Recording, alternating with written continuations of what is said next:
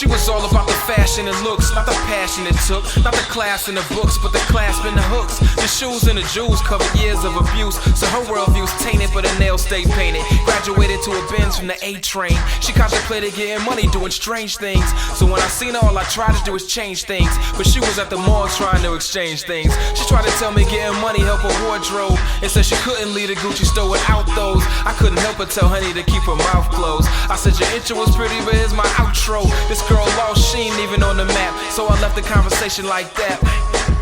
Now how it go when the circus come around, but I'm serving as the ringleader, pointing out the clown. She stood 5'2", sky blue, Bible in hands. If looks cost money, she was worth 100 grand. And the worth for this man got tested like a Wonderlick. Yeah, the girl was fine, you ain't even have to wonder it. Had me spellbound, yeah, I swear that I was under it. Check my tackle boxes to see which line will fit.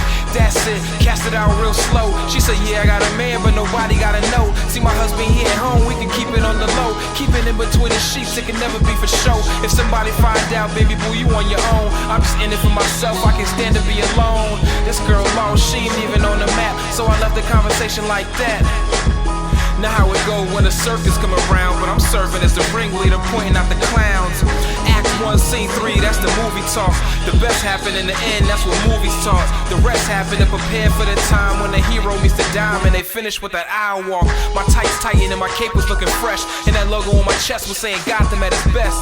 Forget a booth, I was changing in the truth. I was chaining someone changing me like 64 coops. My poly purebred probably had reservations. Tired of getting dumped, sorta like sanitation. Never thinking that my hand would be a destination, but she a child of the king, black belt and patience. This world's lost, they ain't even off the trip, so I leave the conversation like this. Now how it go when the circus come around, so I'm done chasing clowns, now I'm handing her the crown.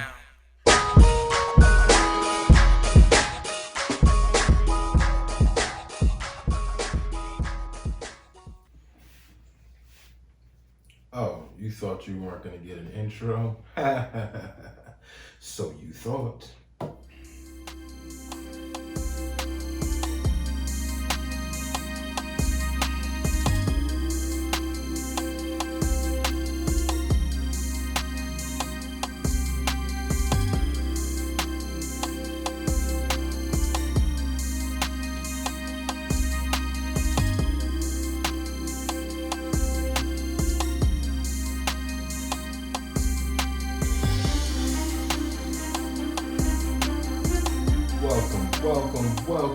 Welcome back for those who are coming back for multiple times. Welcome to the Custer Chronicles, the #1 unfiltered conversation podcast on your internet radio dial. I am your host, Dwayne Custer, along with my beautiful, oh so beautiful co-host, Kelly K. Kelly K is still in the building. I didn't run away yet. She hasn't run away yet. I'm pretty glad about that one. But for those of you who are new to our podcast, thank you for stopping by, whatever it is that made you stop by. Thank you for stopping by and listening. For those of you who have come back and have listened to multiple episodes, welcome. Welcome back. Thanks for coming back.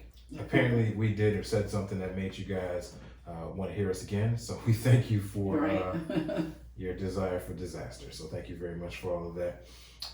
It is a beautiful, beautiful evening, and we missed you guys. We weren't here last week, but we were setting up a few things in the household, namely this beautiful new studio that we have / office. So we have that. We just basically finished up the last touches on it today, and today is our first time recording or doing anything in our office. We have new digs. We have a new desk that my hands put together. 2 days. 2 days, yeah, it's everything. I literally fell asleep while I was putting it together yesterday. At the start of it, literally had a screwdriver in my hand, was twisting a screw and fell asleep. I have that narco sleepy thing. Anyway, that I was able to get everything finished today. So I got lighting, have this lovely picture on the wall. For those of you who are watching on YouTube, you were able to see this lovely picture on the wall. Which is a story there. Oh yeah, there's a story there. And if you're not able to see it and you're listening to this through Spotify or Anchor or any other podcast entity, you may want to stop by the Custer Chronicles YouTube page to take a look and see the picture that I'm talking about. This is massive. And I mean that literally. It's the size of my son. It's about the size of her 10-year-old son. It is a massive portrait of us on the wall. We have lovely lighting, nice little LED strip lighting here. And yeah, this is our beautiful new digs. So what do you think about the office so far? I love it. You did a great job. I'm impressed. Thank you. Now the desk was Paid attention to detail. That was your desire. We basically had one desk that looked a particular way, and we were able to find another desk of the exact same make and model. And I was able to put that together today. It literally took me about 2 or 3 hours because I'm slow. That's pretty much it. I'm slow. There were a lot of pieces. There were a lot of pieces. I listened to a few other podcasts myself while I put this together, and almost gave up a couple times. But the end result was well worth it. I have everything set up, so I'm pretty satisfied. Plus, I put these lights together. If you, again, are watching on YouTube, thank you for stopping by and watching. You're able to see these beautiful standing lights that houses our beautiful knickknacks, namely my Harry Potter wand, Oh, Lord. my Miami Hurricanes hat, my Minions, and lovely Kelly has some Golden Girls merch back there.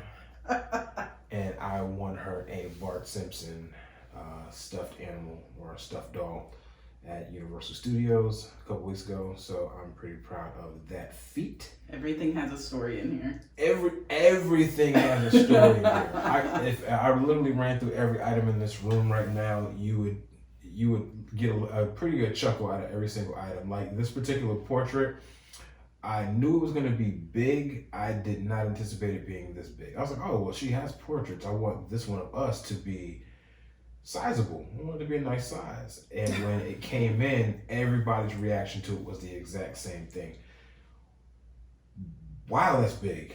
And where you gonna put that? Does it have to be that big? Yeah. Where are you gonna put that? There's not enough wall space to put. Are we gonna? And we initially, funny story. Where was the first place we put this thing? In the bathroom. We put it in the bathroom. We had it above the tub, folks. That was going to be our landing place for this There was large no portrait. walls big enough for this No, thing. there wasn't. There was, but it seemed out of place where we were initially going to put it. So we initially said, well, why don't we just put it in the bathroom? Then we had it in the bathroom for a couple of days, and then I was like, nah, this can't stay here. So I was afraid that the steam from the shower and from the bathtub was going to cause some sort of damage to it, so I didn't want to leave it in there. Outside of that, we probably would have left it in the bathroom. So we put it in the corner of the dining room until we were able to get everything a better place for it. And then when the boys decided they were going to be moving out, we said, okay, well, we're going to convert these bedrooms, do a little shuffling, make one of the bedrooms our office, and then we'll put it in there. A couple weeks later, boom, here you go. So if you're able to see this beautiful portrait, you're welcome. I just remember pulling it out of the box and going, what was he thinking? Yeah, I had the best intentions, I promise you. I had the absolute best intentions when I bought this thing. I FaceTimed you laughing, didn't I? Yeah. Because you weren't at the house when it was delivered. I wasn't here? You weren't here, so I FaceTimed you and I put it next to Dalen and was like, did you look at the measurements? Yeah, I was still at the hotel at that time. That's a good point. And another thing that you guys may not have seen that is out of frame is our painting that we did. What was it? What was the name of it? New York Nights. Painting with a twist. Painting with a twist. Locally, they have them all over the place. Painting with a twist. If you're looking for something to do with a couple's night, a date night, best date ever. Painting with a twist is all over the country, and it is well worth it. We saw some of the paintings when we first got into the building, and we were like, no way, we're not going to be able to do anything like that. Mm-mm. There's no way in the world we're going to be able to paint anything that intricate. And then you're adding alcohol to it, because you basically bring your own bottle. I drank a whole bottle of wine that night. Yeah, you basically are bringing your own bottle of wine or alcohol of your choice. So you're sitting there drinking, getting inebriated as you're trying to keep within the lines. And while the instructor is giving you basically instructions on what to do, and they give you, I don't want to let the cat out of the bag on how they set it up for you, but they make it easier than you think. So I never thought we were going to be able to do that, but it's amazing. Never thought maybe on one of our behind the scenes tours of the office, I'll be able to show you guys the picture. But it's on our Facebook pages. It is on our Facebook pages and our Instagram pages. So if you get a chance to stop by, you will be able to see these particular pictures. She had her side of the picture or portrait, and then I had my side that I was painting while the instructor was telling us how to do both. And then once you finish it, you put them together and they connect. So brilliantly done. We did go through a whole bottle of wine doing this, so there are a few lines or a few things in it that definitely make me go, oh yeah, that's when the wine got good. But nobody else even knows. We know, but they don't know. Yeah, we know the background story, and they're like, oh my God, that came out so good. And I'm like, if you only knew what we had to go through to get that. But we had a good time doing that. So Painting with a Twist, look it up. You go on Instagram, they have a page. You can pretty much find Painting with a Twist in your city. And then it'll pull up whatever they got going on. They do different themes, different painting types, different days of the week. They do stuff for couples. They also do stuff for families. So they have stuff that you can do with your kids if you're looking for something interesting to do to occupy your kid. Maybe your kid has ADD or ADHD. They need something that's going to occupy their time and their focus. This would be a great idea to get them into. I don't know, something to pass the time. Because how long were we there? An hour? 2 hours? I think we were there like 2 hours. Hour and a half, 2 hours, but it went by so fast. Super fast. But when I say best date ever, that was a great date night. We laughed and had a good time. They played music. Yeah, played music. There were other couples there, and they also, BYOB brought their own booze. And we all sat there and we interacted with one another. The instructor kind of kept us all engaged. We were laughing and joking while we were trying to figure out, if art was our thing, and that was the end result. So I'm pretty proud of our portrait. I know Kelly is very excited about how it turned out. We couldn't wait to show people. So that's that. New York Nights is what it's called. So how did we get all this space to be able to have our office? Well, I'm glad you asked me about your kids. So, well, Kelly's two oldest sons, her 18 and 21-year-old sons, have moved out. As of Tuesday of this week, they have officially moved into their own digs. They are super, super excited about the transition, moving on their own, even though initially it was shocking to them. Right. They did not anticipate having to make this move this soon, but through a series of events and just life happening, the transition was set in place, and they were able to find an apartment relatively close by. And how far are they? They're only 10 minutes away. They're 10 minutes away. I think once the scares wore off, they were kind of happy that they made that leap. Right. I think they just weren't doing it because it was comfortable. Mom's paying for everything. Mom has this. Mom's doing that. They were comfortable. Right. So shaking up their comfort zone a little bit to grow, that's what they needed. And it ended up working out for everyone's benefit because they now have their own place that they can call their own, that they don't have to worry about curfews or anything like that. And curfews or who comes over. Correct. Or they basically are now self-managing themselves. Mm-hmm. They wash dishes at their own schedule. They come in at their own schedule. They buy groceries at their own schedule, and we get a room. Because after the shuffle took place, we were able to move the two young boys into their rooms, and it freed up a space here, which is now our office. So again, if you're watching us on YouTube, you get a chance to kind of get a glimpse of our office, and I was able to set up everything the way that we wanted. And this is now our new recording space. So this is very comforting to know that we don't have to make room or adjust our dining room like we did previously to make room for our equipment to record. So now, and then having to take it down, for everybody to be able to eat comfortably and not have, $1,000 worth of equipment sitting there, at the dinner table. That's all been moved. We're good to go. This is our space now. So bam. All worked out. Bam. So again, we missed you guys last week. We were making room for all this stuff, going through the whole transition process and kind of handling business here in the house. We did take a week off, but we are back. Good news and bad news. What do you want to hear first? Give me bad news first. Bad news. Bad news is I don't remember the riddle that I gave everyone last week. I got it. You got it? I got it. I know the answer, but I can't remember the actual riddle. And that's my fault, folks. I should have screenshotted it, wrote it down, took a picture or something. I know it had something to do. Here it is. Go for it. I'm fat. I am slow. And the wind. No, this isn't it. That's not it. Sorry. That was kind of it. It started that way, but it's not ending that way. No, that's not it. Because the answer is the same, right? The answer is the same, but that one's definitely not it. Wish you would have said this sooner. I would have had it. No, that's okay. The taller. I look taller when I'm young. There you go.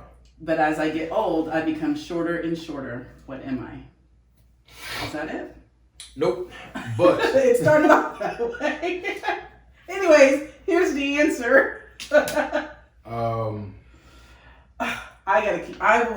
I promise I will keep track of the riddles from this point forward. Yeah. Because he doesn't tend to keep them. We took the week off and I inadvertently deleted the bookmark that I had it saved under. But for those who do remember the question and are just waiting for the answer is a candle.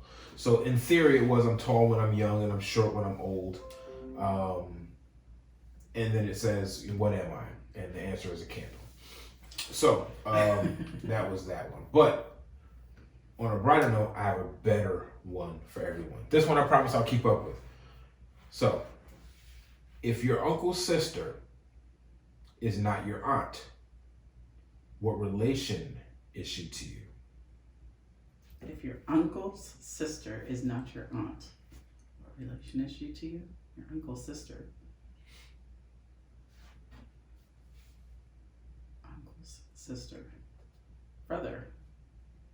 No, we're talking about female. I don't know. I'm confusing myself just saying it over and over again. Guess we'll find out next week. Yourself. Yes, I'll let you guys sit on that one. You know what? What I'll do is at the end of today's podcast, I will answer it for you, and then I'll give you another one to kind of carry you through the week. Since I owed you guys one from last week, I'll make it a bonus one. I will give you the answer to this particular riddle at the end of this podcast, and then I'll set you up and give you another one for next week. So, sounds like a plan. One more time. If your uncle's sister is not your aunt, what relation is she to you? That is the riddle. Let you guys sit on that. Now, pause it. So just don't go looking for it right now. Listen to the podcast. We'll dive into that a little bit later on. Now, Miss Kelly, something has been burning in my brain for the last few weeks. Oh. And I've ignored it. About me? No. Oh. Well, technically, kind of. Oh, we're going to do this on the air. Okay. Yeah. All right, got it. It's unfiltered convo. That is the Thanks. That's how the show works. So. Okay. Do I need to sip a drink before we do this? Yeah, you might want to get a drink in, make yourself nice and loose. Ooh. Yeah, that's sharp. That's sharp. Okay, here we go. Dive on in, babe. Dive on in. Toilet seat etiquette. Fellas, if you are on my side on this one, I need a finger snap on this one. I'm gonna need y'all to bust out the finger snaps on this one. I'm gonna need the females to come into the inboxes and on this conversation and back me up. Listen, if you guys are on either one of our sides, please feel free to comment on our Facebook pages, whether it be the show page or whether it be our individual pages, Dwayne Custer, Kelly K. We've been having a debate on this one that. All right, so I'll give a quick disclaimer. I still do the protocol, but I do not agree with it. Meaning he still does what he's supposed to do to make me happy. My question is correct. So my question is, fellas, why are we the only ones that have instructions when we go into the bathroom and when we leave the bathroom? Why is it that we have to be the ones that are told to lift the seat and then put it back down again, basically to appease our queens? Why is that the case? Why can the women not leave the seat up when they're done using the bathroom for us. We have to leave the seat down for them. So they have no rules. They go in there, pee, do whatever, and then they leave. They wipe and leave. Yet we have to go in there and lift the seat, do our thing, put the seat back down, make sure there's nothing on the seat, no sprinkles. Right. Why? Are you done? I mean, I guess. Here's why. When we go in the bathroom. Wrong. I can't stand you. When we go in the bathroom, we have to sit on the actual toilet. You don't. So whether the seat's up or the seat's down, you can still pee in the toilet. Regardless. Hold on. With us, we can't just go either way. When we sit down, we fall in. So stop peeing blindfolded. Stop walking to the toilet. Do you turn the light on in the middle of the night? Yes, I do. That's because you're up all night. I don't. I do the beep, beep, beep, and back on. So because you're lazy, we have to be punished for the fact that you don't want to turn around and look and see if the seat's up or down. No!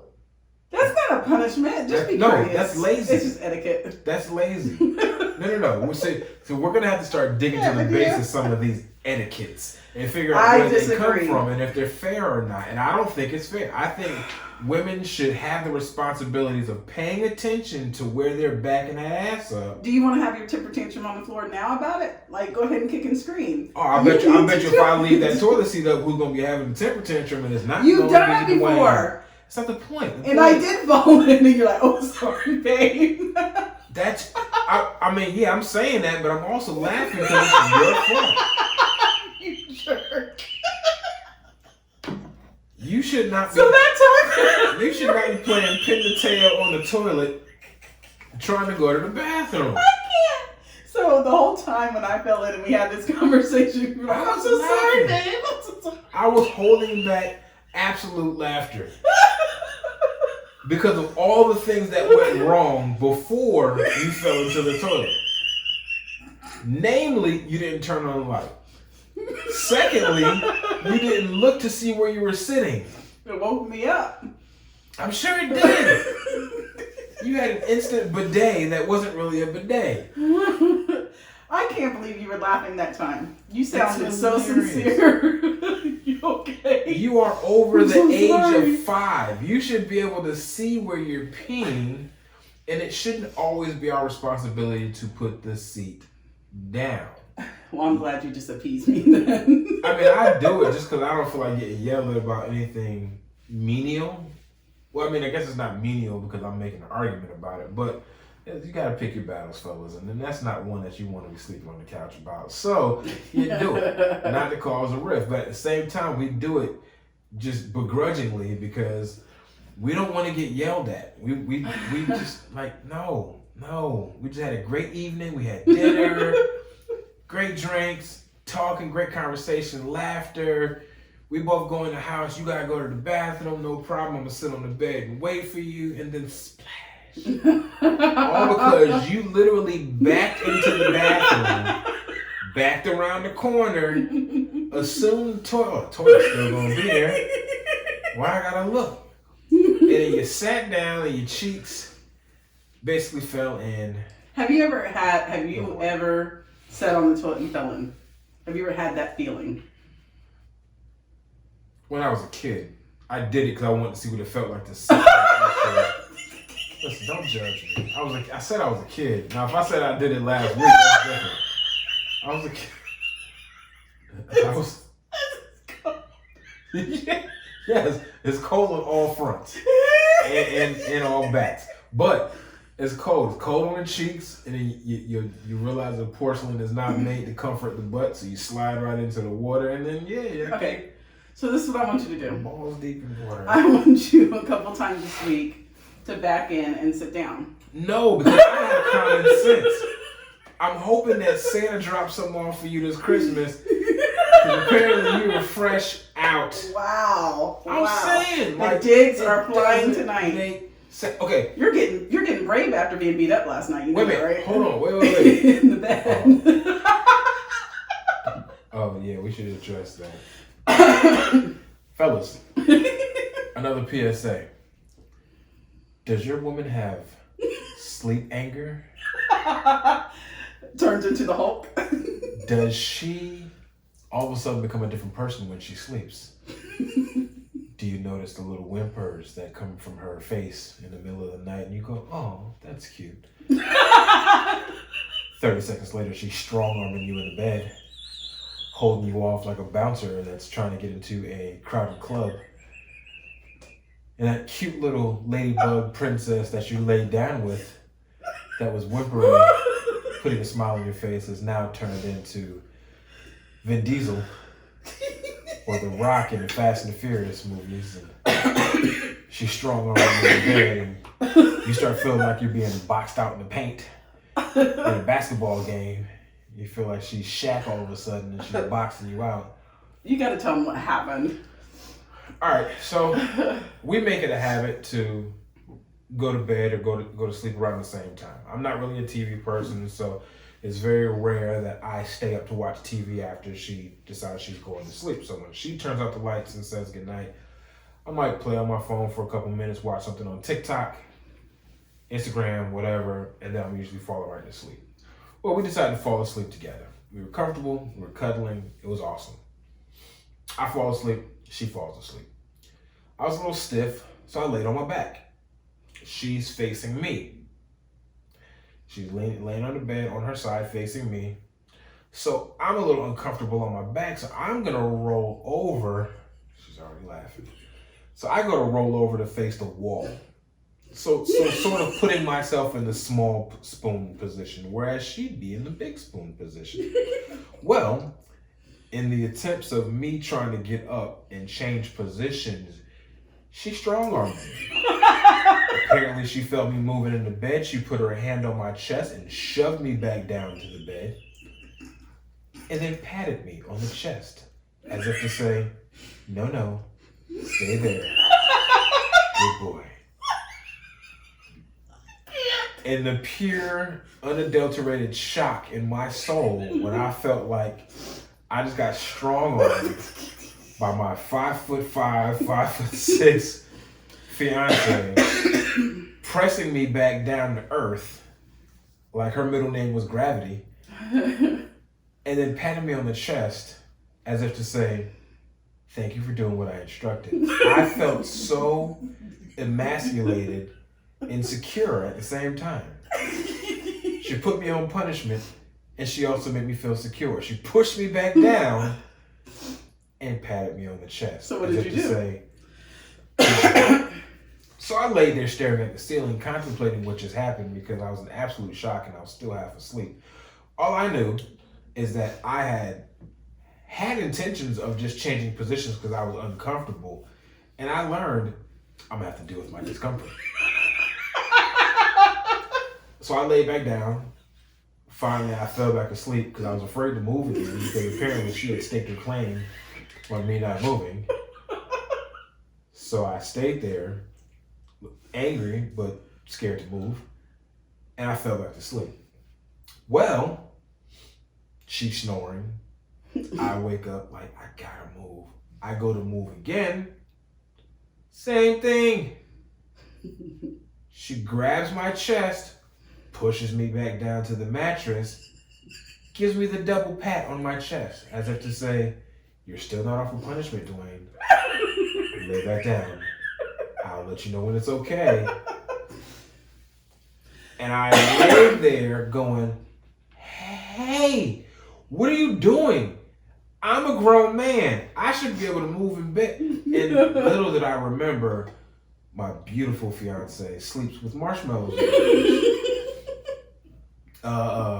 Earplugs. She has these little silicone earplugs that she sleeps with, or foam earplugs she sleeps with. So here I am yelling and staking my claim and making my argument and telling her, I'm not going to stand for this. This is ridiculous. I am a grown 44-year-old man. And then I realized she couldn't hear me because she had marshmallows in her ears. So I just literally made an argument to someone who couldn't hear me. I didn't move. I was terrified to move. But I knew as soon as she fell asleep, I was moving again. So I fell back asleep, uncomfortable. Now, at some point in time in the middle of the night, she rolls over to face the other wall. So now she's facing away from me. And I'm thinking, here's my chance. I can move now. Do you know, before I even had a chance to move, she reached back behind her, pushed me down by my stomach, and then patted me, the double pat, on my tummy. As if to say, I know what you're thinking. And the answer is no. I felt like an absolute baby back. You know what? I felt like a punk. Because even though she couldn't see me, she knew what I was thinking. And she knew I was thinking about changing positions. And she pushed me down by my stomach, which frustrated me to no end. And then gave me the double pat, which pissed me off. So, of course, that particular pat on the chest got a whole bunch of expletives shot at her. I knew she couldn't hear me because she had the marshmallows in her ears. And I had to tell her this morning, I mean, yeah, I cursed, but I wasn't really cursing at you. I was just cursing about the situation. I wasn't cursing at you. I would never do that. But I was so angry because I was like, you know what? I'm grown. I'm moving. I'm going to move. What you going to do about it? I didn't sleep very well for the rest of the night in fear that she heard those thoughts going through my mind and that she was going to sabotage my sleep patterns. So I didn't say that out loud. But I did end up moving, getting myself relatively comfortable, and telling her the story this morning. That laughter that you just heard during this recant or this recalling of the story was the exact laughter that I got this morning when I told her, because she couldn't believe it. She didn't remember a single thing. Not a thing. But it's not the first time that she's been aggressive in her sleep. She has stiff-armed me as if she was running to the end zone in the Super Bowl. She's done that a couple times. She has butt bumped me, whereas I'm Big Spoon, she's Little Spoon, and she's thrown her butt into me as if she was trying to get me away and her hands were tied. And all she had was her butt for a weapon. I've had it all. So that was a pretty intriguing night, and one that I'm pretty sure is going to come up in numerous conversations. So hey, ladies, when you see Kelly again, ask her about her sleep anger. My sleep anger. Just don't be close enough to get patted on the chest, okay? I'll just say that. I don't recall anything. Right, she doesn't recall anything. Okay. I plead the fifth. We'll go with that.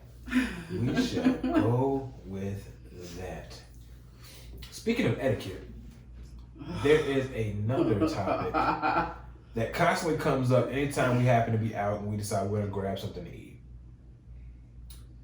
And that etiquette is called drive-thru etiquette. So, I'm going to ask you guys to, next time someone goes to a McDonald's, Burger King, Chick-fil-A. Chick-fil-A does not count. No. Hang on. No. Let me finish my statement. And you have dual drive-thrus. Pay very, very close attention to what the requirements are for you to be in either lane. So McDonald's has a sign at the beginning of their little drive-thru that has one lane, and then it splits off until the two separate lanes. Mm-hmm. That's what the sign shows. So you have two drive-thrus, two speakers. There's a sign that shows one lane of traffic, mm-hmm. and then whichever one opens up, that's the one you go to. Right. So if someone's at one and you're right behind them, you can go to two. Yeah. Meanwhile, there are lane lines drawn all the way back to the parking lot. In some, not all. Some. All. Okay. So Ms. Kelly seems to think that you're supposed to stay in one line until it's your turn, and then you pick a speaker to go to. When you get up there, the two speakers are there, you're about 1 to 2 cars back. That's when you make your choice. Are you going to 1 or are you going to 2?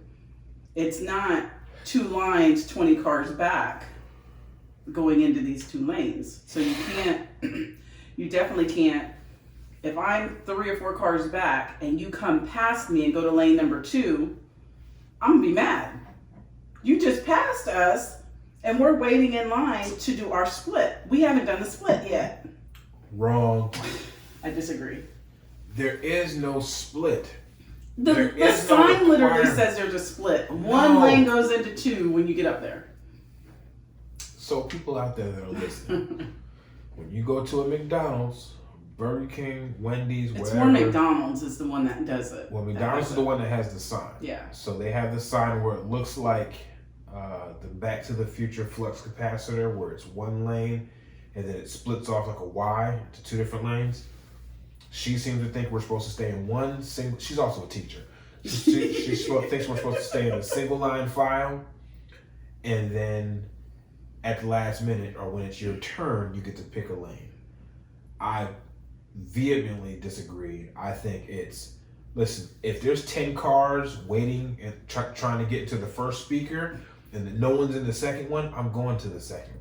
I will be pissed. We're all waiting to do our split off, and you come from way over here in the right to lane number 2 and skip all the people that are just sitting there. That does not make sense whatsoever. If you were a student, I would tell you the same thing. Get in the back.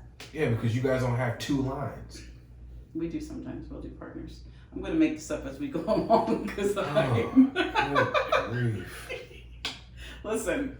Nah, man. I'm 2 for 2 over here. 2 for 2 on what? The toilet seat thing? I'm 2 for 2. You're wrong on the toilet seat thing and you're wrong on this one. No. I am not wrong on either All right, one. now what she said earlier was correct. Chick-fil-A is a different breed. Chick-fil-A will literally, they have 2 lanes that basically go from one side of the building all the way around to the actual speaker. And before you even get to the speaker, someone's walking up to your car window taking your order. So you don't even get to actually do orders through the speaker at Chick-fil-A. They have people who are literally walking up to your car window, asking you what you want. Kind of directing you sometimes. Go this way. Yeah. They'll tell you, hey, listen, actually, after that white car over there, you go right behind them to keep your orders or their orders in order. So they have a great functional blueprint on how to run a drive-thru there, which is why anytime you go to a Chick-fil-A outside of a Sunday, it's always more packed than any other fast food spot or quick food spot out there. That's actually a really good question. What is their secret? No. Name me a restaurant or a place that sells food that is a sleeper, awesome place to get food. Ford's Garage. Ford's Garage is actually, I'll put them number 2. Ford's Garage, okay, for those who do not have a Ford's Garage anywhere near them, and you happen to come anywhere near Florida, look up Ford's Garage. Yes, Ford, like the truck. Mm-hmm. They actually have a restaurant, and they serve some of the best hamburgers I've ever had in my life. And I'm not talking like the burger that I ordered was a Wagyu burger. One of those Kobe. It's so like the Wagyu burgers, like it's a Wagyu Kobe beef burger.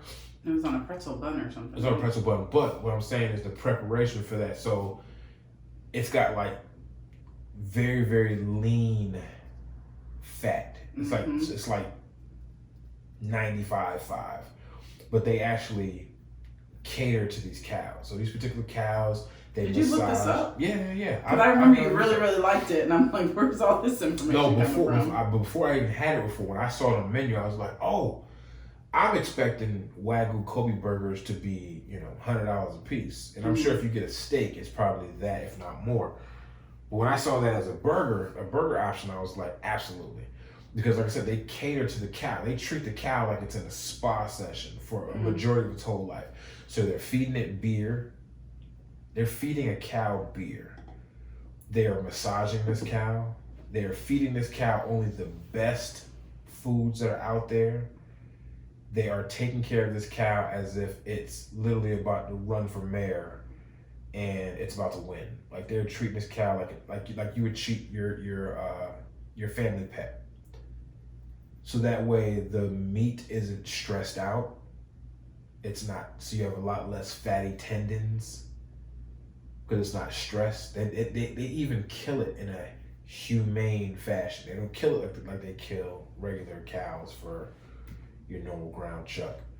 They actually hey, YouTube this. If you're on YouTube watching our show, after you're done watching the podcast, of course, Google Wagyu steak or Kobe beef.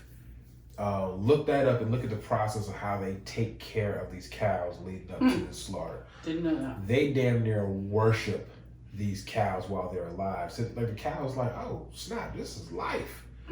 Feeding it beer. So like the muscles and the tendons are like infused with like this beer. Softens up the muscles, softens up the tendons, and it's the tenderest, juiciest meat that's out there. Is it worth the money? Since I've had it for the first time, 1,000%.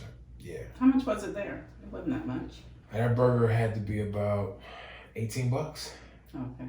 But it also came with fries and everything like that. But it was well worth it just for the burger. And I got it where it was on a pretzel bun. Really good pretzel bun. It was a Swiss and mushroom Kobe beef Wagyu burger. And it came, So is this your favorite place? It's since I just discovered it recently. You turned me on to it. Never heard of it before. You told me about it. We ordered it through DoorDash, had it brought to the house, which is even better. DoorDash is the ish. Had it delivered to the house, which was awesome. So that made it to my top 2. Okay. But my number one sleeper place to get food that most people wouldn't initially think of, and it's regional. Oh my gosh. It's regional. I know exactly what you're So gonna not say. every city and state has these, but if you've ever traveled to a state that has one of these, or if you live in a state that has one of these, y'all be throwing me high fives through the screen, promise you. I'm gonna put my hand up. Put my hand up automatically ready for the high five. So Why? All right. Up top. That's not even a rush. Up top. It's not the. If you've ever said, "Oh, it's just a gas station," nope, not even close. Wawa is the greatest of gas stations. Wawa is like the Carlton Banks of gas stations. Carlton Banks, really? Yeah, I mean it's listen. You walk into a Wawa first thing in the morning, you have about 10 different coffee choices. Actually more than that, probably closer to 20 different coffee choices. Plus your cappuccino machines. Plus they make specialty drinks for you right there. So they have a little restaurant side. They make their food fresh for you right then and there. So if you want to get a hoagie, they can make whatever you want. You can customize it to made to order. You want a salad, you want chicken strips, you want a breakfast burrito, you want a breakfast quesadilla. Are you doing a commercial for them? You can do a breakfast quesadilla. Hope they're paying you. Oatmeal, macaroni and cheese. Like they have breakfast menu, they have a lunch menu, they have a dinner menu. You can get you a meatball sub. Listen, Wawa is the joint. It's one of those sleeper places where it's like, I'm hungry. What do you keep calling it? A what? Wawa.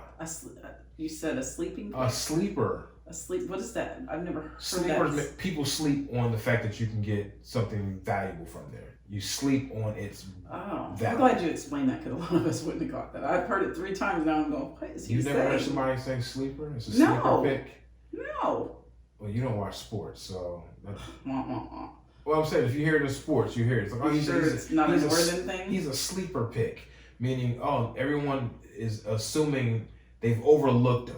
They assumed it's not valuable. They've picked other things over it, and this is the most valuable pick, and they all slept on him. Okay. So that's how the term woke. Thanks for the Urban Dictionary over here. Have you heard the term being woke?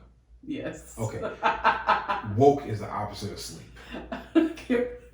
I think you just give I'm Urban trying to Dictionary. Listen. I realize there are a lot of older people who may not older understand. people. We're the old ones now. No.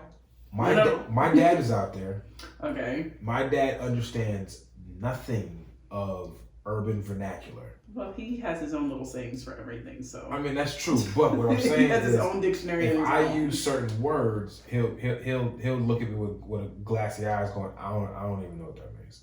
So, and there are people of different racial persuasions, yes, who may not understand certain urban vernacular. So, for that, understanding that and welcome, we love you, thank you. But a sleeper pick or something that someone sleeps on is something that people overlook. I've just never heard anybody use it for a restaurant. But okay. Wawa is a sleeper restaurant. There's a reason. Because you have never complained about anything I've ordered from Wawa. Listen, don't hate on Wawa. I'm about to become the Wawa spokesman.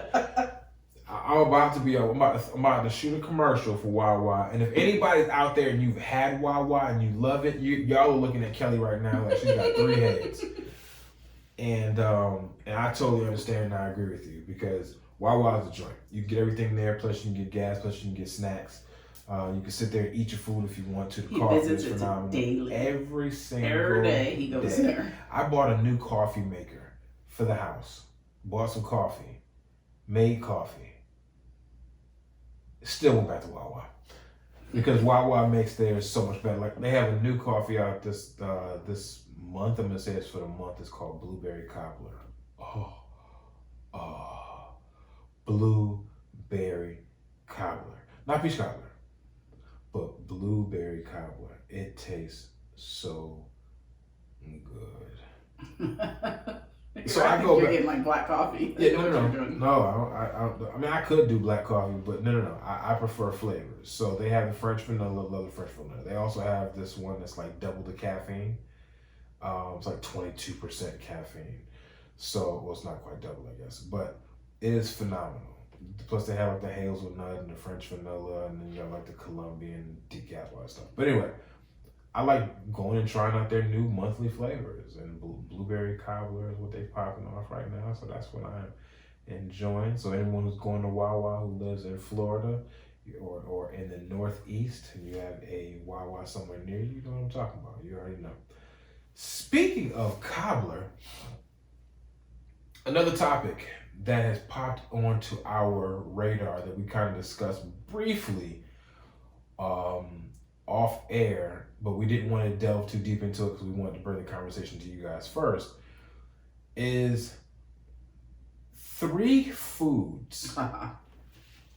3 foods that you cannot eat if just anybody makes them.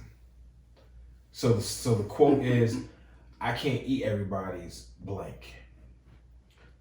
So I'm going to name one. You tell me if you agree or not. So you name one, I name one, you name one. So we're not stealing. Yeah, so I'll name one, you agree. He likes to steal my stuff, so I gotta make deals with him. So I'll name one, you agree or disagree, and yeah. we can talk about it if you don't agree. And then you name one, and then I'll agree or disagree. And then we'll go back and forth that way. Cool? Okay. All right. So the first one and these are things, and listen, I hate to sound like I'm being non-inclusive, but these are typically things that Black people say. Right. I'm not going to this. I'm not bringing food to the potluck, or I can't. I'm not going to the potluck because I can't eat everybody's blank, or I can't go to who's making the such and such at this barbecue because I can't eat everybody's blank. So the first one I'm gonna name, and I'm pretty sure every Black person is gonna say it along with me. So I'm gonna say the sentence. Y'all just fill in the blanks. I can't eat everybody's potato salad. I don't eat potato salad, so I don't care.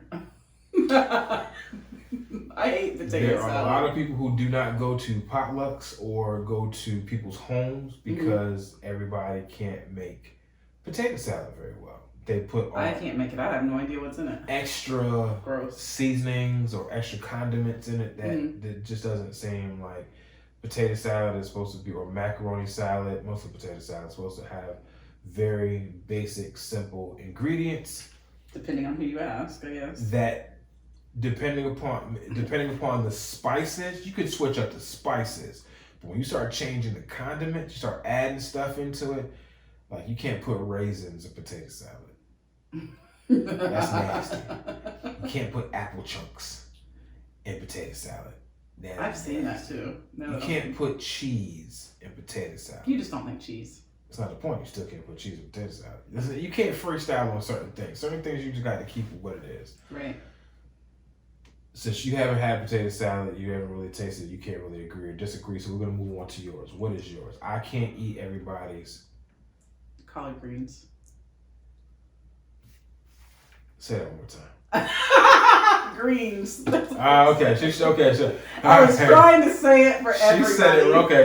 Right. So trying to be inclusive here. She said it for everybody first, and then she shortened it for us the second time around. Because it's called greens. It's just greens. Yeah. If you say listen, okay. So I'm gonna fill my white listeners in on something. First of all, I was raised in a predominantly white state, but a predominantly black city.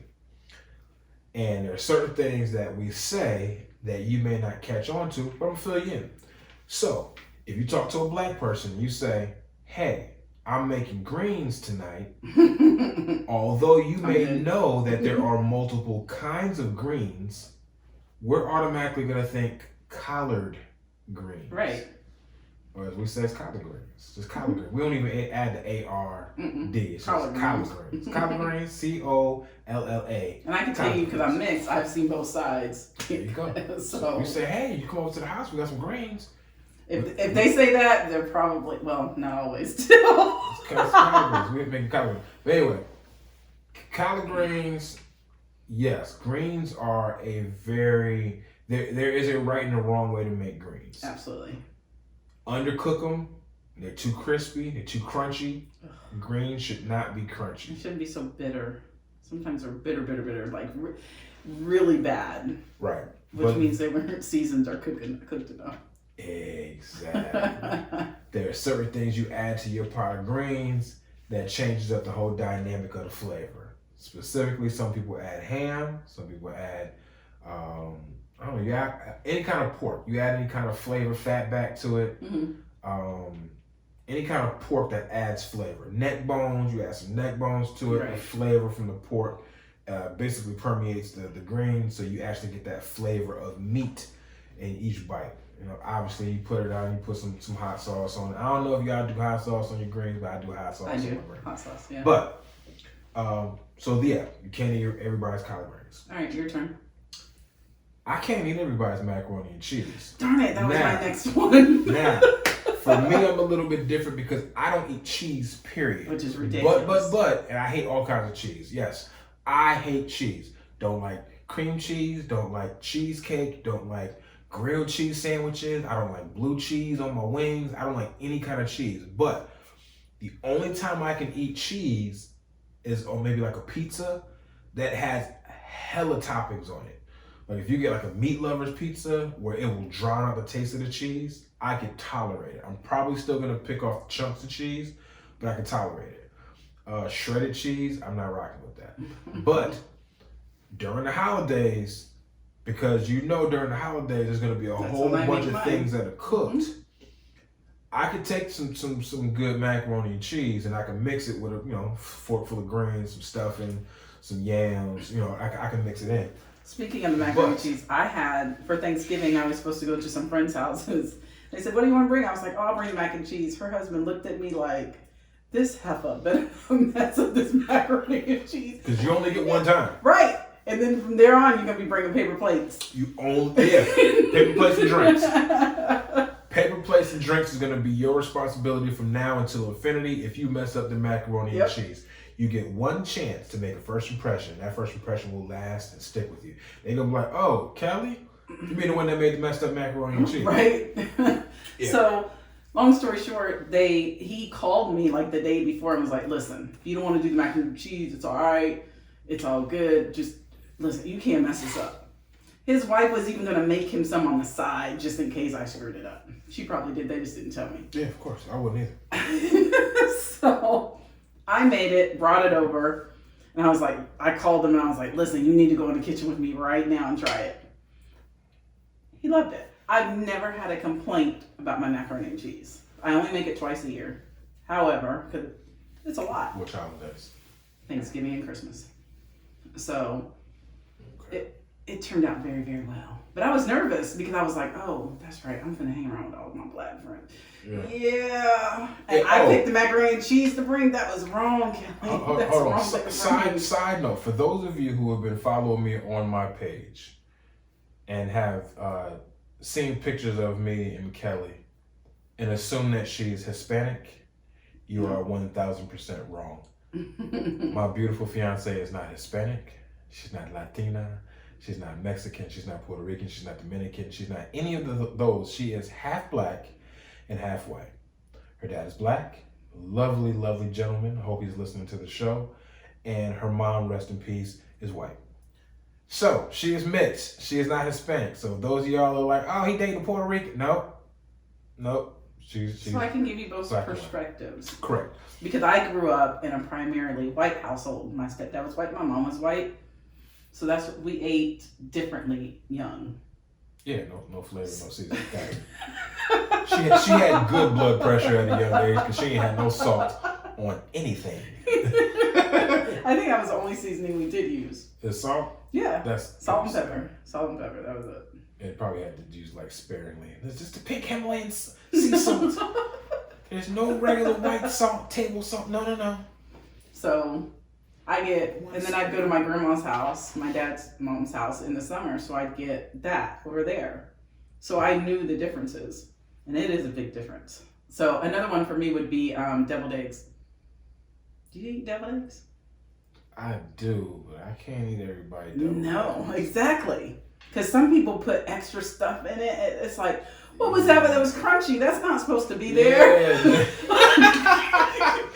Deviled eggs are not supposed to be crunchy, y'all. I remember the first time I ate somebody's and it was crunchy. I spit it. I was like, something's wrong. I was so heartbroken. Ladies and gentlemen, if you decide you want to put graham cracker crust on top of your deviled eggs, if you want to put granola in your deviled eggs, if you want to put what was it that was crunchy? What did they put in milk there? duds, I don't know. Like chopped up. Was it celery? It was. Okay, now there's relish. So I was gonna say relish in there, but you shouldn't be using the big chunks of relish. I think it was relish. It was gross. You don't put relish. You're not in there. supposed That's gross. to. No, that's supposed to get mixed into the yolk. No. And put back. Anyway, agreed. So macaroni and cheese. Some people don't use enough cheese. Meaning some people, some people's grandmothers and aunties, they do like a 6-cheese macaroni and cheese where they got like 6 different kinds of cheeses. That's in mine. it. Yeah. Some people have 5 different kinds of cheese. I've even had some really good 3 and 4 cheese macaroni and cheese. If you do it right, cook it right, where it's crispy on top and it's nice and just gooey and hot on the inside, you did a good job. Best part of that is when you get the corner piece. That corner piece, boy, whew. Lord. Coming from somebody that doesn't eat cheese, I'm but telling will eat you, something that has 4 or 5 cheeses in it and if love I it. only eat it twice a year and I know I'm eating it with a whole plate full of other stuff, I can tolerate it. But I can also tell bad macaroni and cheese, anyway. Dry. So go ahead. I can't eat everybody's. I already did it. I did deviled eggs, greens, and mac and cheese. The deviled eggs in there. So what did I say? I said. You said mac and cheese and. I said macaroni and cheese. I said potato salad. So you need a third. My third one is peach cobbler. So I'm gonna go to the desserts. See, I was gonna try that for you, and you make me afraid to try it for you. I would be afraid to try it. Peach cobbler. Look here, if anybody's out there who has made peach cobbler, I'm sorry. Let's be more specific. Anybody out there who's had peach cobbler, guaranteed it was made by somebody's grandmother or great auntie. It wasn't made by anybody young. So why can't we pass that stuff down, so that we can keep making this stuff? Because you gotta understand, people who were born in the 30s, 40s, or lower than that, have what we call what's that thing called? They got this thing called ego and pride. So they don't want to share anything. Ego and pride. They don't want to share. They're like, listen, everything I know, going to the grave with me. If y'all didn't pick up on my hints or whatever that I had out there while I was still alive, too bad, so sad. Y'all should have been watching me while I was making this peach cobbler. I think this is so wrong. But peach cobbler is that's the thing. There are no recipes to leave.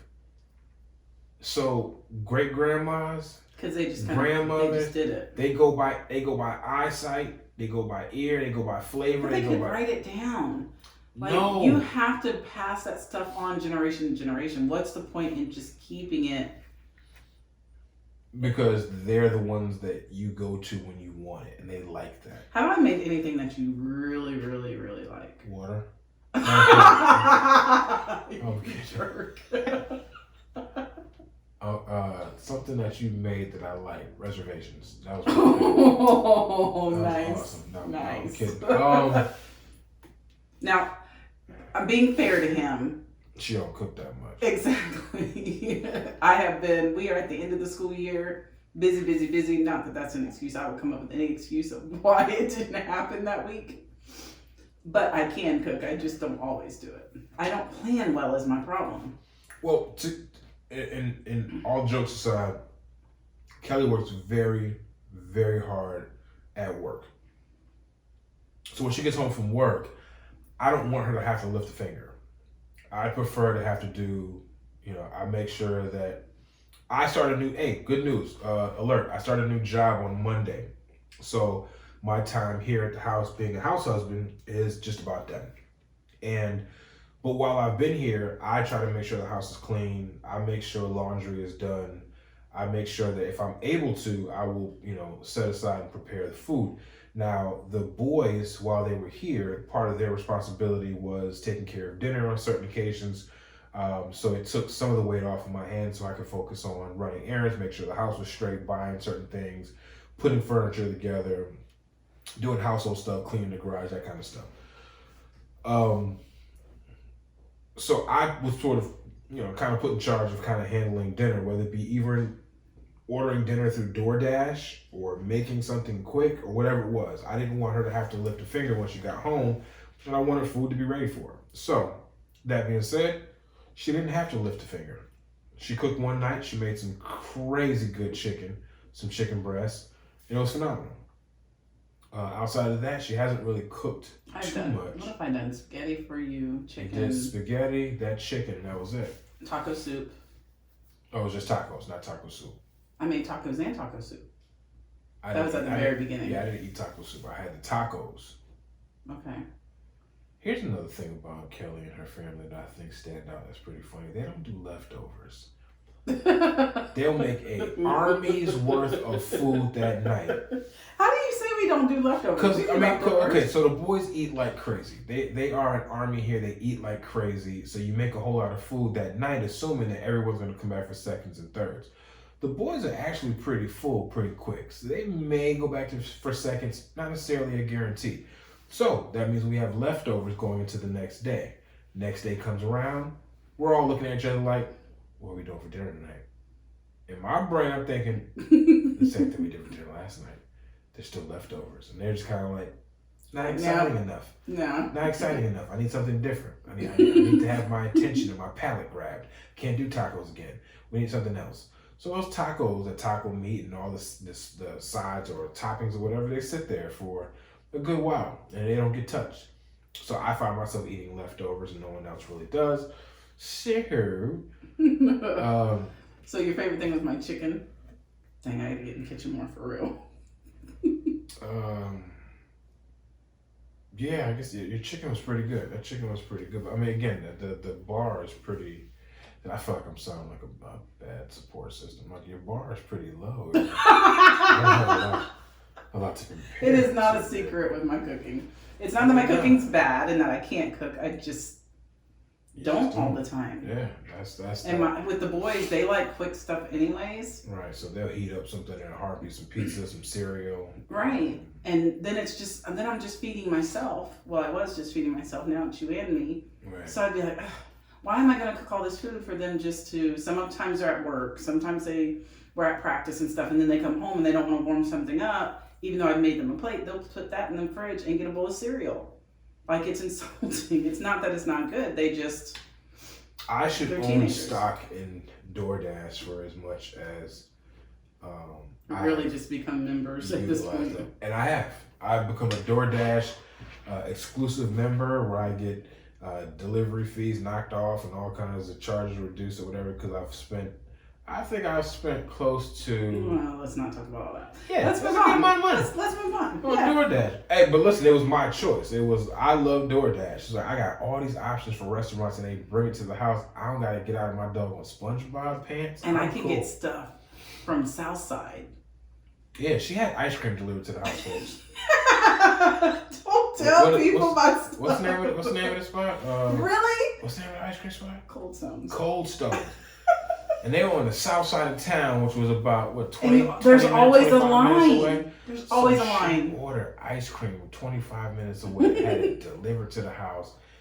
And it was good, y'all, for real. I ain't gonna front. Cold Stone. I might order something tonight, because that Cold Stone. It was good. On point. It's definitely on point. It is definitely that. We had a great time with DoorDash and all that. We get a chance to order. But, yeah, man, if you get a chance to, like, okay, so the key things to take away from tonight, Wawa is the joint. Wawa's not the joint. Collard greens are just called grains around black folks.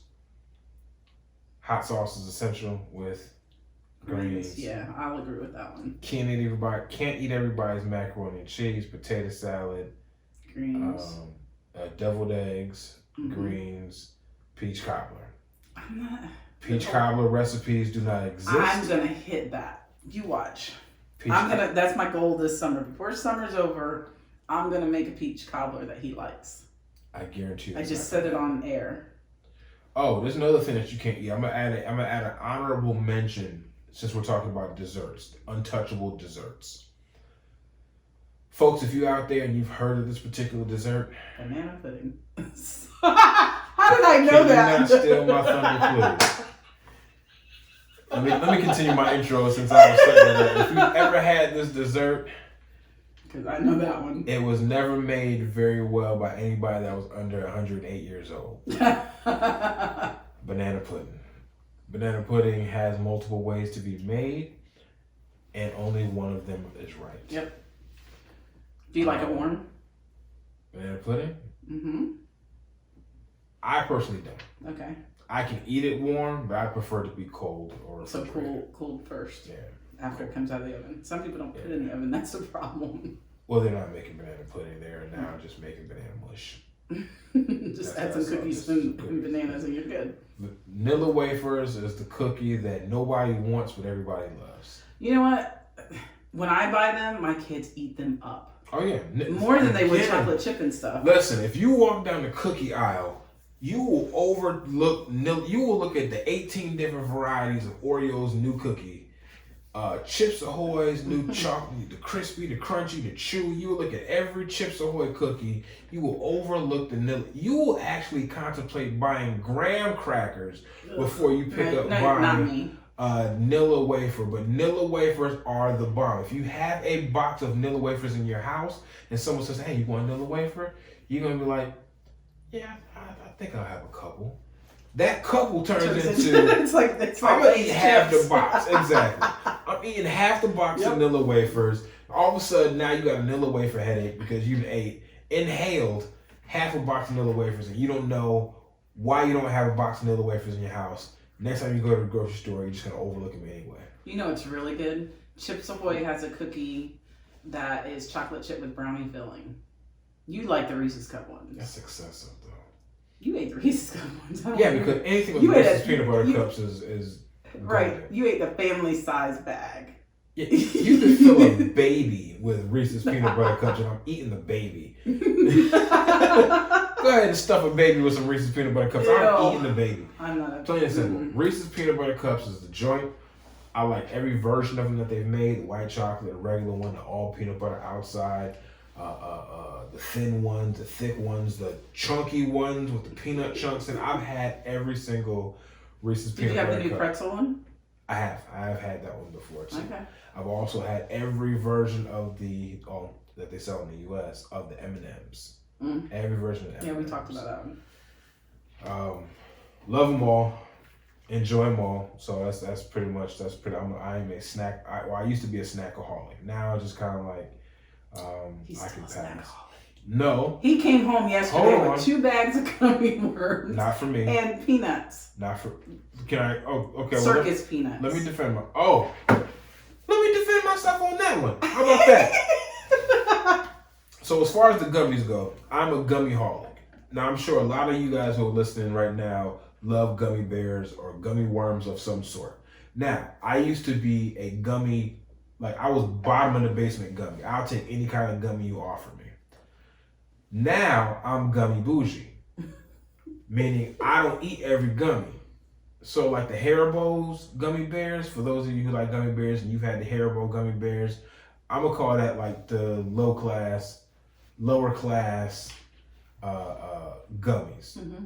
I can eat them if they're there, or if I have to, I'm not gonna be happy about it. My top 3 gummy savers. The gummy rings, the lifesaver gummy rings. Mm-hmm. Top 3, that's 3. Number 2, Albanese's regular gummy worms. Regular gummy worms. Albanese. If you've gone to Walgreens, if you've gone to Walmart or Target, you've seen the Albanese gummies. The regular gummies. My number 1 favorite gummy, Albanese has a flavor called Ultimate. It's a bag full of heaven in gummy form. So the flavors that they have on there aren't like any other. It's like a blood orange and Fuji apple and strawberry watermelon. Like they have flavors on there that can't be rivaled. So I went to Big Lots yesterday looking for some household stuff, and I happened to bump across the fact that they had big bags, $5 a bag, big bags. I know that Kelly has eaten a good portion of my gummies when I bring them home of this particular flavor. Well, Big Lots happens to have the ultimate Albanese gummies with the flavors that I just mentioned. So I said, you know what? I'm going to get her own bag. That way she can eat it at her leisure. If one night she decides she wants to pig out and she wants to eat them all, great. If she only wants to just have a couple to give some flavor, no problem. But I'm going to have my own bag in case I decide to do the same thing. I also feel like, matter of fact, let's back it up. I'm pretty sure that during Halloween time, everybody has certain candies that they are either hoping to see or get, and candies that they were like, I wish they would take these off the market and never make them again. I love candy corn. I like candy corn too. That is not a common sentiment. A lot of people hate candy corn. I love them. Some people like burnt peanuts. I love burnt peanuts. Not everybody loves burnt peanuts. I don't like lemon heads. Some people like lemon heads. Lemon heads is just a little bit too much for me. But the candy that I love that everybody seems to hate, circus peanuts. Oh gosh. Let me tell you, I thought he was giving me a gummy bear last night. He leans over here, baby. I think he's eating gummy bears because he didn't tell me he bought the peanuts. Right. He sticks one of those in my mouth. Yeah. I was like, blah, blah, blah. Yeah, the reaction was hilarious. Because she was on her phone, she wasn't looking at me, and I put something in my mouth, so she assumed I was giving her a gummy bear, so she opened her mouth, and I put a circus peanut in her mouth. The look of absolute dejection. That's probably why she stiff-armed me in the middle of the night. It's probably because she was remembering that circus peanut in her mouth. But anyway, it's just a soft, marshmallowy. Actually, you know what? I don't think any candy has the same consistency as circus peanut. So, can't even compare it to anything. If you've had it before, you already know circus peanuts. Before you guys say, that's an old person's candy. First of all, I am old. Second of all, forget you for even calling me old, though. And third of all, listen, there are older candies out there. Werther's caramel candies. Those butterscotch candies that came in a plastic wrapper that you only got during church. That I don't know everybody. Grandma always had those with the peppermints. Yeah, the peppermints. And if you get a handful of something, you'd be like, oh man, I got more yellow than I did the others. Yeah. You'd be mad. Exactly. The butterscotches are nasty. Absolutely. But when you in church and you want some candy, and You'll somebody eat it. you will suck on that thing like it's the last piece of candy you're ever gonna get in your life. What is it about being in church and having to have a piece of candy? Isn't that ridiculous? We can go anywhere. Because we want sugar. It's a flavor and sugar rush we want. So it's like, of course, if I offer you a Jolly Rancher in church, you're gonna be like, oh my God, Jesus does love me. But if I offer you a butterscotch candy, or I actually think the Brock's peppermint market actually survives off of the church ladies that actually buy those things. They actually make all their annual revenue off of church ladies. Those ladies pay their tithes and they pay Brock's for their lifetime supply. What's crazy around this house is with the 4 boys, I can put out a bag of peppermints. In the kitchen inside of my candy jar. They'll be gone in less than 2 or 3 days. I can put Starburst or something like that, something good in there. They don't touch it. They sit there. Yeah, I've witnessed that. I think it's kind of weird actually, because I'm trying to protect the M&Ms and the Starburst. Nobody touched them. I'm like, wait a minute. Did I walk into the Twilight Zone? Like, who misses M&Ms, like little small mini packs, and then goes for the peppermints? There's only one person in this house that will go for them. Her youngest will. He thinks he's slick. He actually sneaks him into his room and tries to eat him, and then he puts a wrapper under his pillow and or on the floor before he goes to bed. But that's a whole nother story. But yeah, circus peanuts are my joint, man. Circus peanuts is. I can't with you in that. They're awesome. I got a whole bag next to the bed right now because, matter of fact, I'm fanning some right now. I think once we're done with the podcast, I will be indulging in a mouthful of orange goodness. Ugh. So, all right. So, yeah. Anything else pop up? I know we finally, since we didn't do a podcast last week, so that we didn't just talk about the gas situation which was a little crazy, but it went away just as quick as if it's gone away. I mean, it didn't really affect Florida as much as it did. The rumors did. The rumors that gas prices were going to hike, or first it started off, we're going to run out of gas. Right. The gas line, the main gas line on the East Coast that got hacked into with a ransomware virus was threatening to shut down the whole South. The whole East Florida, Coast and South. It wasn't supposed to be all of Florida. It was just like the tip of Florida or something. The Pensacola area. Yeah, but word got down here and people started panicking. Word got down here that gas may be running out. So then it became a mad dash to go to your closest gas station. If you were lucky enough to be a Sam's Club member or a Walmart Saver member, you get it for a little bit cheaper. But I was not a lucky member to go sit in a 20-car line for gas at Sam's. I actually went somewhere else just because. So we actually went out that day that we found out about it. We went to the gas station locally, and because she has a Sam's Club card, she gets a discount on the gas. So we had the intentions of going to. I had already filled up my tank. I'd gone to Wawa because I'm sponsored by Wawa pretty much. So we went to Sam's to fill her truck up, and they were literally, each pump had at least a 2 or 3 hour line that was stretching throughout the parking lot because everyone had heard the news and panicked and decided they were just going to fill up everything, fill up garbage bags, fill up it's ridiculous. Suitcases and their cars, and it filled everything with gas. And it was that caused a disturbance. So it was everyone panic buying that caused more of an issue, more so than there was actually being a threat of running out of gas. So that's what caused a lot of gas stations to shut down in Florida, was just the fear of, oh my God, what if we run out of gas? So now everyone is panic buying. But just like you said, just as fast as it came up, as fast as it went away. No one's talking about it now, and gas prices spiked for a hot second, but then they went back down to relatively normal rates. So that's where we are with that.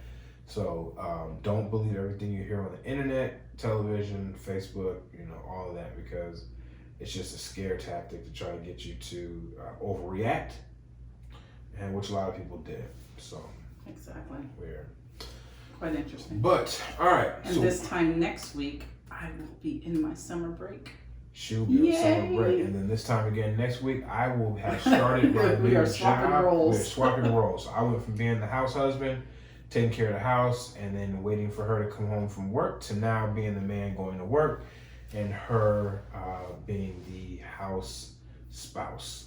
I like that. House All right. spouse. She's gonna be the house spouse. So, so when you hear us next time, I will have an update on my new gig. Tell you how that goes. But outside of that, what I'm gonna do is I'm going to answer the riddle that I gave you earlier. So the question or the riddle was: if your uncle's sister is not your aunt, what relation is she to you? Have you thought about that? Uncle's sister is not. She's your mom. Or your grandma. Very good. Which one are you going with? Mom. Mom is the right answer. And did I really get it right? You got it right. Wow, I normally don't get these If right. your uncle's sister is not your aunt, what relation is she to you? And that is your mother. Very good answer. So for those of you who sat on that and had the answer in your brain and just didn't know how to shout it, you got it. Congratulations. Now, this, because I was giving you guys a freebie, this next one is going to be a tougher one. Now, here's what I'm going to do. I'm going to throw out a riddle. If you know the answer to this riddle, send me the answer to either my inbox, my Facebook inbox, or to Kelly K's inbox. What the answer is, the first person that gets it correct is going to get a care package of some show merch. So we have brand new t-shirts, exclusive shirts. No one has these shirts except us at the moment. And one of my sons. And one of your sons. But we will be sending you an exclusive Custer Chronicles t-shirt, as well as some other merchandise that we have here for the show. So shoot us the answer, we'll get that out, and then as well as your address, and we will get that out to you. All right. 2 police officers walked into a room with no windows and found a dead man who obviously hung himself from the ceiling. Though they couldn't figure out how, there was no chair beneath him that he might have jumped off of, just a puddle of water. How did he do it? I'm pretty sure I know this one, but I'm not going to say it. Yeah, don't say it if you know it. Your objective is to send me or my lovely woman here a DM with the answer as well as your address. And we will get you out your merchandise if you know it. And if you get it wrong, we will let you know that you're wrong. But I'll repeat it one more time. 2 police officers walked into a room with no windows and found a dead man who had obviously hung himself from the ceiling. Though they couldn't figure out how, there was no chair beneath him that he might have jumped off of, or table, just a puddle of water. How did he do it? Now, this one I've heard as a child. I heard this one as a kid, so the answer came flooding back to me really, really quick. So I know the answer to this one. Hopefully someone who heard this as a kid will shoot me a message and get a shirt sent out to them, as well as some other stuff. And if you don't know it, don't Google it. Now the easy thing would be to Google it and have an answer and shoot it to me and then get something for free. But we're gonna use an honor system on this one and just hope that you do not Google search this one. Have fun with us. Don't look it up. Have fun with us. Play around. And again, there will be a riddle every show, so if you don't get it this episode, there's going to be many, many more episodes where you can get one right. So, one last time. 2 cops walked into a room with no windows and found a dead man who obviously hung himself from the ceiling, though they couldn't figure out how. There was no chair beneath him that he might have jumped off of, or a table, just a puddle of water. How did he do it?